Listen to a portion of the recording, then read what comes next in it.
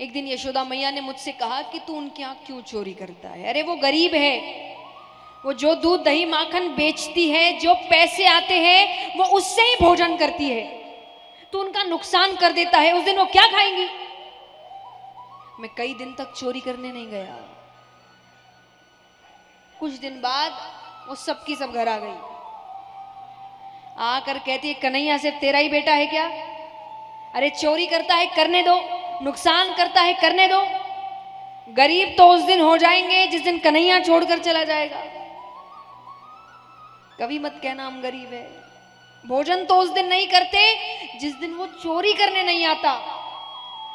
आज क्या गलती हो गई कि कन्हैया नहीं आया? और अंत में भगवान कहते उससे भी ज्यादा दुख मैंने अपनी राधे को दिया है। और भगवान कितनी देर तक राधे राधे राधे कहकर रोने लगे। मुझे कितनों की आंखों में आंसू दिख रहे हैं, जबकि मैं तो सिर्फ बता रही हूं। उद्धव जी के सामने भगवान रो रहे हैं, फिर भी उन पर असर नहीं हुआ। उद्धव जी कहते तो प्रभु इसमें इतना रोने की क्या बात है? आप उन अनपढ़ गवार ब्रजवासियों को ज्ञान से समझा सकते थे। अनपढ़ गवार, भगवान कहते तुमको कैसे पता वो अनपढ़ है? बोले वो कहां गुरुकुल गए होंगे। भगवान कहते ऐसे तो मैं भी नहीं गया, एक वर्ष में कोई कितना सीख लेगा? उद्धव जी कहे प्रभु आप तो खुद ज्ञान है, ज्ञान की शुरुआत आपसे होती है। भगवान समझ गए जिस मौके की वो तलाश में थे वो मौका आज उन्हें मिल गया। भगवान कहते सही कहा, मैं समझा ना सका, तुम ज्ञानी हो ना, तुम जाओ। उद्धव तुम ब्रज जाओ, और ज्यादा नहीं, नंद बाबा यशोदा मैया गोपियां, बस तीन को ज्ञान से समझाओ कि रोना धोना छोड़ो, ज्ञान मार्ग पर चलो।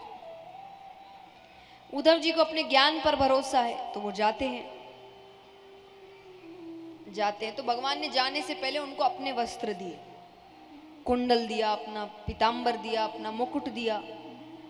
उद्धव जी कहे इनकी क्या जरूरत? बोले इनके बिना बात करना तो दूर, कोई तुम्हें देखेगा भी नहीं, क्योंकि इनसे एक बार के लिए उनको लगेगा मैं आ गया।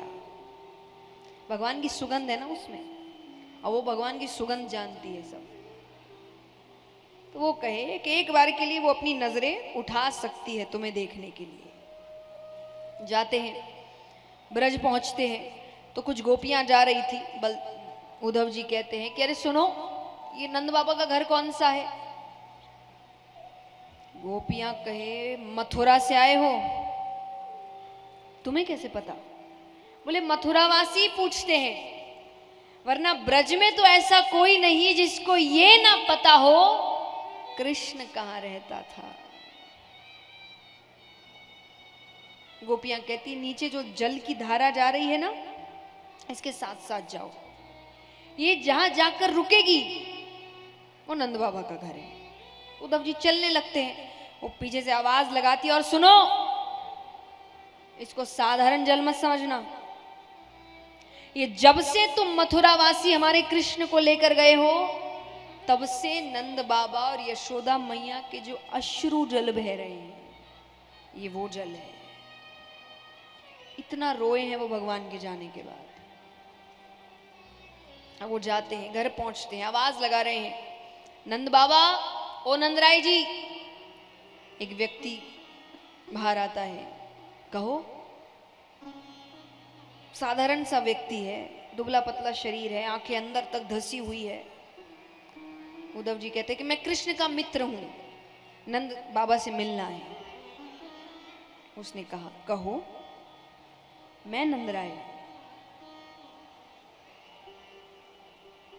भगवान ने सबका हुलिया बताया था, कौन कैसा दिखता है। वो हुलिया बिल्कुल भी मेल नहीं खा रहा।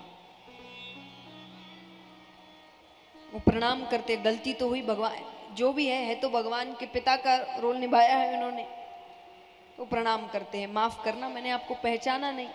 इनको बैठाया जाता है, इनके लिए भोजन लेकर आते हैं बाहर से, घर के अंदर नहीं है कुछ भी। और जब नंद बाबा बाहर गए तो उद्धव जी उनके घर का रसोई घर देख रहे हैं, तो उसमें जाले पड़े हुए हैं, मानो जब से कृष्ण गया है इस घर में खाना ही नहीं बना। भोजन कराते हैं, अब बात करने ही लग रहे हैं कि कमरे से यशोदा मैया आती है। अरे किससे बातें कर रहे हो? और जैसा मैंने कहा, अगर दूर से उद्धव जी को कोई देख ले तो क्या लगता था? एक बार के लिए उनका कलेजा मुख में आ गया, कन्हैया तू आ गया। नंद बाबा कहते कन्हैया नहीं है, मित्र है, संदेश लेकर आया है।